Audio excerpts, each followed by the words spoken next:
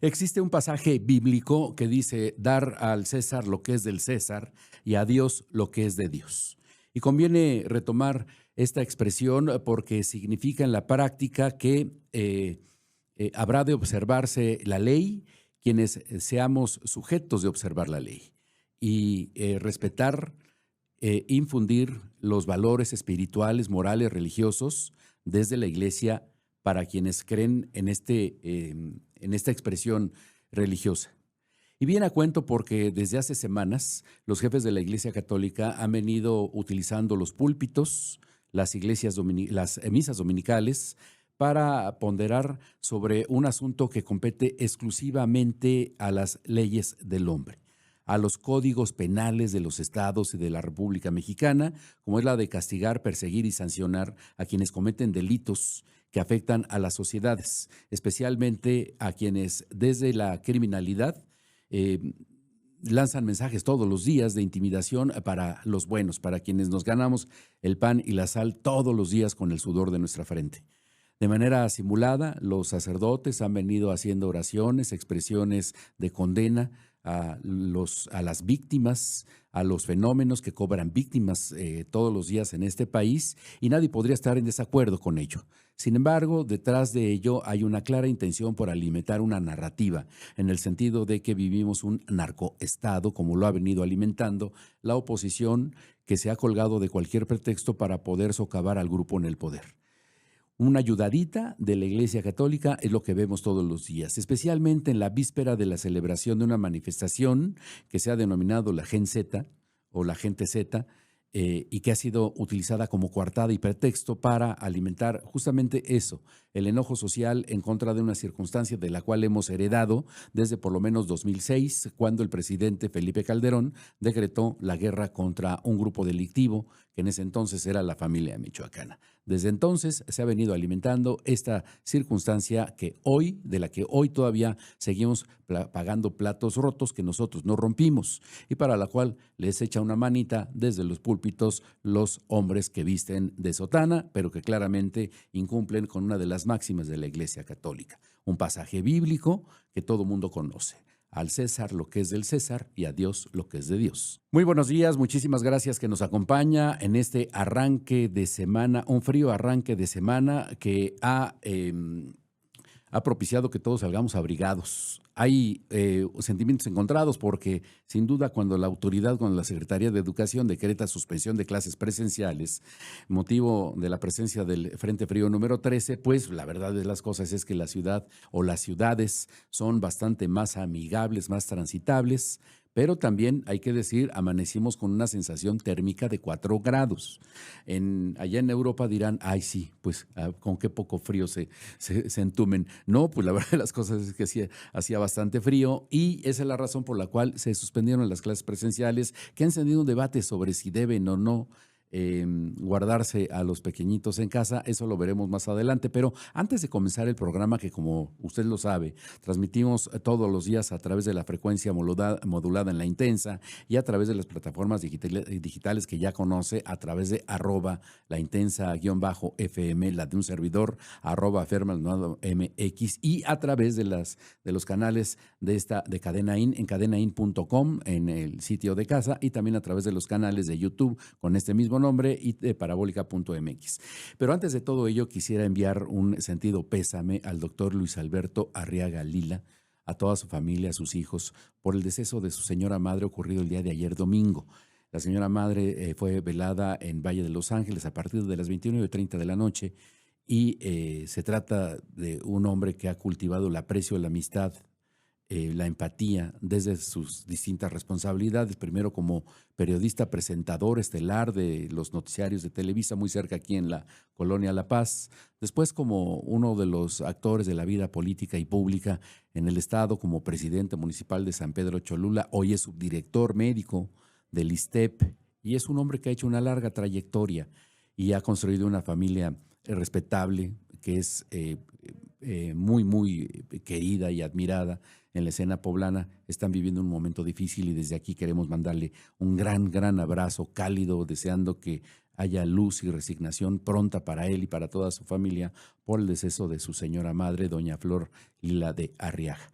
Desde aquí es lo que queremos expresar al inicio de Destrozando la Noticia. Pero bueno, ya entrando en materia, fíjese que el día de ayer, el gobierno federal, los gobiernos del estado, actuaron en consonancia para decretar la suspensión de clases derivado de la presencia del Frente Frío número 13. No nos espantemos, habrá unos 30 o 40 frentes fríos a lo largo de toda la temporada invernal. El invierno comenzará oficialmente por ahí del 25 de diciembre, o sea, faltan todavía algunas semanas, pero ya nos anticipa que tendremos bajas temperaturas durante toda esta etapa invernal y es consecuencia de la intensa temporada de lluvias que registramos durante los periodos de septiembre, octubre y una partecita de noviembre.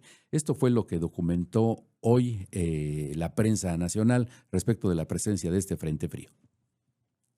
Cruz e Hidalgo, la Coordinación Nacional de Protección Civil activó puestos de mando para monitorear de prevención y atención ante las lluvias y descenso de temperaturas que traerá el Frente Frío número 13. El organismo dependiente de la Secretaría de Seguridad y Protección Ciudadana explicó que la medida fue instruida por la presidenta Claudia Sheinbaum con el objetivo de reforzar la preparación interinstitucional ante el pronóstico de lluvias intensas y vientos fuertes emitido por el Servicio Meteorológico Nacional. El Frente Frío ingresará este fin de semana acompañado de una masa de aire ártico que provocará rachas de hasta 100 kilómetros por hora y oleaje de 3 metros en costas de Tamaulipas y Veracruz. Para el lunes alcanzará Tabasco y el istmo de Tehuantepec, donde también se prevé un evento de norte. Este sistema generará un marcado descenso de temperatura en el norte, centro y oriente del país. En regiones montañosas de Chihuahua y Durango, las mínimas podrían llegar a menos 10 grados Celsius, mientras que en el Valle de México se prevén valores cercanos a los 0 grados en zonas altas del Estado de México, Tlaxcala y Puebla. Además, esperan lluvias muy fuertes en el centro y sur de Veracruz durante el domingo, con acumulados de 50 a 75 milímetros e intensas precipitaciones el lunes en el norte de Puebla, así como en el sur de Veracruz, norte de Oaxaca, Tabasco y Chiapas, donde podrían superar los 150 milímetros. La Coordinación Nacional de Protección Civil exhortó a la población a mantenerse informada, a evitar cruzar ríos o zonas inundables y seguir las indicaciones de las autoridades locales mientras los comités estatales de emergencia se mantienen en sesión permanente para dar seguimiento a la evolución del sistema. Mantente informado de esta y más noticias sobre las condiciones meteorológicas del país, suscribiéndote. Bueno, hay una generación de mexicanos y de mexicanas que crecimos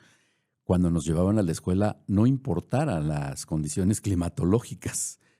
Hay escenas francamente graciosas en donde pues difícilmente se le ve el rostro al niño cuando va cubierto con chamarra, gorro, bufanda y orejeras.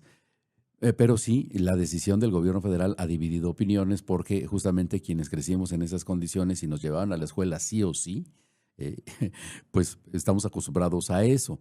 Pero lo cierto es que sí, el índice de enfermedades respiratorias en un país con las características alimenticias que tenemos, pues sí dispara en buena medida este asunto que tendría que ser de política pública preventiva en materia de salud.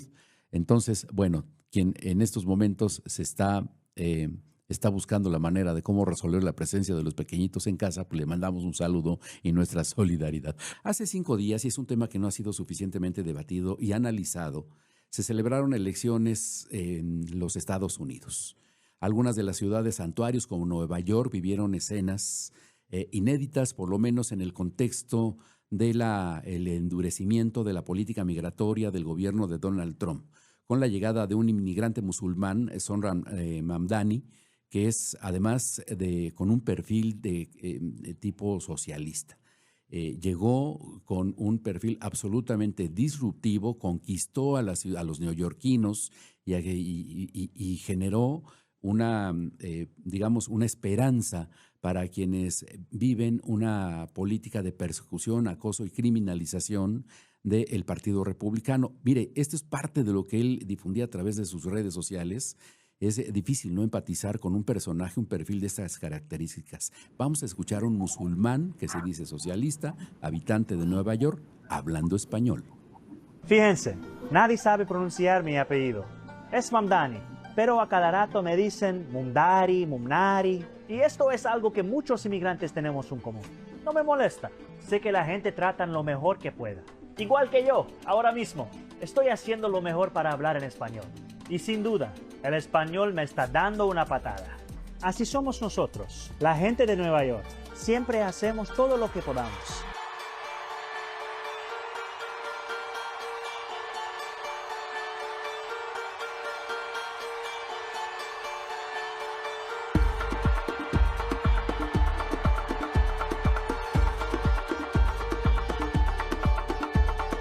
Bueno, este es el contexto en el que quiero saludar la presencia a través de la distancia, con la tecnología, con las facilidades que nos concede la tecnología, a Óscar Tendero, un periodista que tiene toda su vida radicando en Puebla, es académico de la Universidad Anáhuac y hoy ha abierto un espacio para platicar con ustedes y con nosotros desde su experiencia como internacionalista. Óscar, querido, muy buenos días, gracias por conectarte. Muy buenos días, y saludos a toda tu audiencia de Destrozando la Noticia. Un gusto estar acá. Gracias, Óscar. Dinos por dónde comenzar a analizar el fenómeno Mamdani en Nueva York en un contexto que todos conocemos. Bueno, realmente es un golpe encima de la mesa en contra de las políticas de este primer año de mandato del presidente Donald Trump. Como bien comentaste tú, es algo muy disruptivo. Estamos hablando de alguien de 34 años que se ha alzado con la alcaldía de la ciudad más importante de Estados Unidos. Hemos de recordar también que el estado de Nueva York es el más importante en cuanto a los votos electorales, ¿no? Hay 4 grandes, Nueva York, Texas, California y Florida. Y que sea alguien de 34 años, que es alguien inmigrante, nacido en Uganda, un país de Centroáfrica, socialista y absolutamente inmigrante, forma parte de la izquierda del Partido Demócrata, es, digamos, uno de los pupilos de Bernie Sanders, aquel que todavía sigue en pie, gran opositor a Hillary Clinton en su momento, a Obama y también a Biden y Kamala Harris. Es la izquierda dentro del Partido Demócrata y tiene mucho peso en la ciudad más importante realmente, porque Nueva York, aparte de Washington, es la más importante, pues le haya salido un grano en el zapato, una piedra en el zapato a las políticas de Donald Trump. Óscar, ¿es pronto para pensar que podríamos comenzar a vislumbrar el resquebrajamiento de un modelo político instaurado por Donald Trump en este segundo mandato? Sí, yo creo que es prematuro. Hay que entender que Nueva York siempre es demócrata. Nueva York es un bastión demócrata. Las costas son demócratas, ¿no? O sea, si nos vamos al Pacífico, los estados de Washington, Oregón, California son demócratas, y de este lado, desde Vermont, Connecticut, Rhode Island, que es el norte que pega con Canadá, hasta llegar al límite de Virginia o las Carolinas, todo eso es demócrata de toda la vida. Y Nueva York es súper demócrata. Son esos estados cosmopolitas, globalizadores, muy en la línea de apostar por la Agenda 2030, apostar por la apertura a todo lo que es LGTBIQ+. No se le va a resquebrajar a Donald Trump su narrativa, porque Donald Trump tiene mucho Estados Unidos. Donald Trump tiene todo el Bible Belt, que es todo el cinturón bíblico del sureste de Estados Unidos, y tiene todo el Midwest, todo el centro de Estados Unidos, ¿correcto? Entonces, el bono democrático que tiene todavía Donald Trump es muy grande. 75 millones lo votaron en noviembre pasado, o sea, no peligra. Pero sí es cierto que es alguien con fuerza. Lo que pasa es que, en mi opinión muy modesta, es alguien muy a la izquierda del Partido Demócrata. Por eso no creo que estemos hablando de una figura emergente de cara a una posible candidatura presidencial en 3 años. Lo que tendríamos que pensar es que la interlocución entre un presidente como Donald Trump, con este perfil que ya conocemos, por cierto, ciudadano de Nueva York, y un mayor o presidente de la ciudad de Nueva York como Mamdani, será difícil, áspera. Será muy ríspida, sobre todo en lo que tiene que ver con la economía. Es decir, Donald Trump es un individualista que apuesta por escasa presencia del Estado en la economía. Él no cree en la recaudación de impuestos que ayuden a tener un colchón social, como podríamos entender en un estado de bienestar de índole socialdemócrata, que es lo que busca Mamdani. Es decir, recaudar impuestos para que haya mejor educación, mayor acceso a la salud, a la educación, a la vivienda, a las infraestructuras, mayor seguridad. Trump no cree en eso. Mamdani sí. Mamdani está en la línea de esa socialdemocracia que podríamos entender de una Michelle Bachelet en Chile, de un Enrique Cardoso en Brasil, de un Felipe González en España en los 80s. de repente un Obama, pero no tan a la izquierda, ese colchón social a través del recaudamiento de los impuestos. Entonces, a nivel económico sí va a haber tirones y esos tirones económicos después se van a traducir en ideología. ¿Correcto? Mamdani ha levantado la mano a favor de los migrantes y obviamente Donald Trump pues, está en la cacería de los migrantes a través de su agencia ICE. Eso hay o sea, obviamente ahí son antagónicos. El problema es que cuando dos figuras dominantes, como en este caso el presidente electo de la ciudad de Nueva York y el presidente de los Estados Unidos, no logran y no consiguen y tampoco pretenden ponerse de acuerdo, quien termina por pagar los platos rotos son los habitantes de la ciudad de Nueva York, en donde hay que destacar hay más de 1,5 millones de poblanos, Oscar. Sin duda, pero yo sí creo que esto es una buena noticia para todos nosotros, ¿no? Para todos los que tenemos migrantes en las grandes ciudades de Estados Unidos, en este caso Nueva York, es una buena noticia porque él va a levantar la mano para que la incidencia de la cacería de los agentes de la ICE sea menor y entren con menos fuerza en Nueva York. Es una gran noticia para nosotros para intentar minimizar los tentáculos de ese estado represor antimigrante que intenta implementar Donald Trump. Será difícil, Oscar, pero tendríamos también que detenernos a reflexionar qué fue lo que movió el voto. Me parece que es más de 50% lo que obtuvo Mamdani para poder alzarse con el triunfo en una elección en la que los pronósticos eran difíciles de prever. Bueno, ahí ha habido un fallo de cálculo tremendo del Partido Republicano, correcto, de los intereses de Trump, en un sentido. Había dos candidatos demócratas importantes, que ganó Zoran Mamdani con un 50.4% de la votación y quedó segundo con un 41.6%, un exdemócrata, Andrew Cuomo, que había sido gobernador de Nueva York en tiempos de Obama, que es alguien con muchísimo peso a nivel empresarial, por cierto, casado con una hija de Robert Kennedy, es decir, una hermana del actual secretario de Salud del propio Donald Trump, ¿correcto?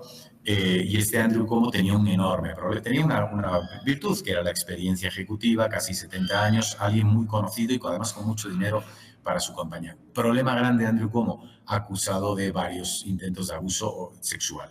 O sea, esto mismo que ha sufrido Trump, o sea, que Trump, recordemos que ha tenido varios juicios por abuso sexual. Lo que pasa es que nadie se atrevió en campaña a meterle mano a Donald Trump. Trump pensó que Andrew Cuomo superaría eso igual que él lo superó, pero una cosa es Donald Trump para presidente y otra cosa es Andrew Cuomo para alcalde.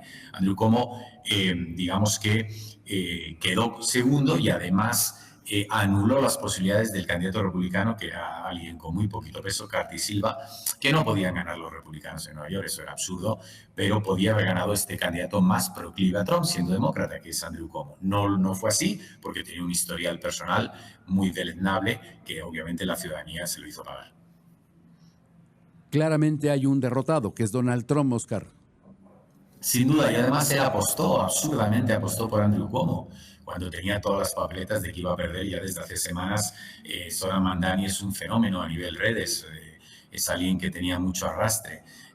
Pero lo que pasa es que Donald Trump tiene que apostar por esa base ideológica que le ha hecho llegar a la presidencia, que no está en Nueva York, está en el Midwest, en el cinturón bíblico, en el sur del país, en el centro del país. Esos son los votantes. Donald Trump, WASP, es decir, blanco, anglosajón, protestante, empobrecido, ajeno a la globalización, autárquico, de identidad nacionalista, en contra de la globalización. Ese es el votante Trump. Ese votante no lo encuentras en Nueva York. O sea, no podía ganar el Partido Republicano en Nueva York. Pero dentro de lo que podía ganar de los demócratas, le ha venido lo peor para Trump, que es alguien mucho más a la izquierda de lo que él hubiera deseado.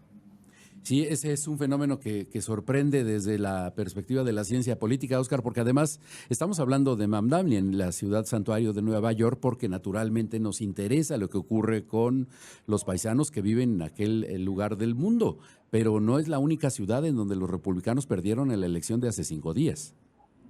Exactamente, digamos que ellos van perdiendo allí donde la economía no es lo que prometió Donald Trump y allí donde el voto demócrata vuelve a su carril habitual. Por ejemplo, los Grandes Lagos, ¿no? Los Grandes Lagos se lo llevó Donald Trump en la elección de noviembre, pero los Grandes Lagos, Michigan, Minnesota, esos estados son proclives al Partido Demócrata. Mucho sur es proclive al Partido Demócrata, ¿no? Aunque ahora lo haya ganado Donald Trump. Las costas son demócratas de por sí y es el centro lo que casi siempre republicano. El centro, ¿por qué? Porque es donde hay menos presencia del Estado. Tú vas a Dakota del Sur y no hay mucha presencia del Estado. En cambio, vas a Maine y está todo mucho más burocratizado, hay mayor recaudación de impuestos, hay mayor población en Maine que en Montana, y entonces donde hay menos presencia del Estado, el individuo campea más con la bandera de la libertad, la tenencia de armas, varias cosas que son del paquete ideológico del Partido Republicano y mucho más ahora en tiempos de Donald Trump.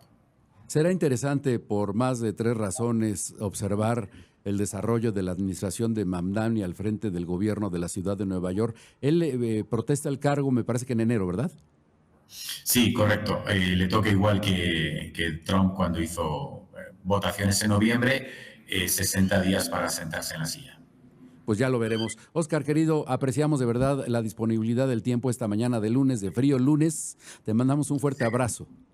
Gracias, mi Fer, y gracias, amigo, y un fuerte abrazo a toda tu audiencia. Feliz lunes. Feliz lunes, Oscar Tendero, desde la academia haciendo aportaciones para entender este fenómeno político electoral en un estado en el que los migrantes, las migrantes, no le están pasando nada bien, pero tampoco los movimientos progresistas, porque como ya lo dijo Oscar Tendero en su comentario de análisis, el presidente de los Estados Unidos es un hombre individualista que descree de la presencia del Estado para regular la vida de un país tan importante con las dimensiones y las características de los Estados Unidos.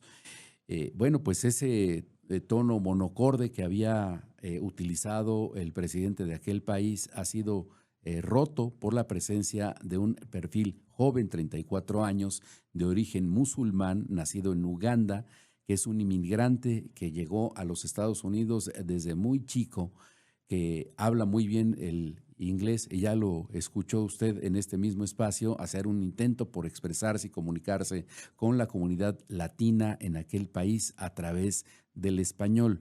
Un hombre que ha convertido el fenómeno migratorio en una expresión de esperanza en un momento en el que esa expresión ciudadana, un esfuerzo colectivo de parte de una buena cantidad de mexicanos y de latinos, pues tratan de hacer la diferencia allá en los Estados Unidos. Y con esto queremos agradecer que nos haya acompañado a lo largo de estos minutos. Solamente decir que el sábado pasado aquí ofrecimos los boletos dobles para participar en la pelea de título mundial de Gaby Bonita Sánchez contra Tamara de Marco, la rebelde. Resultó, como ya lo habrá escuchado, con un final inesperado, con un empate polémico, porque a nadie dejó satisfecho. Ciertamente en el primer round, de Marco conectó un recto de derecha a Gaby Bonita Sánchez, que la llevó a tocar la lona. Digamos que perdió el equilibrio, no la noqueó, pero de acuerdo con el reglamento del Consejo Mundial de Boxeo, tendrían que haberle dado el conteo de 8 segundos para que se repusiera.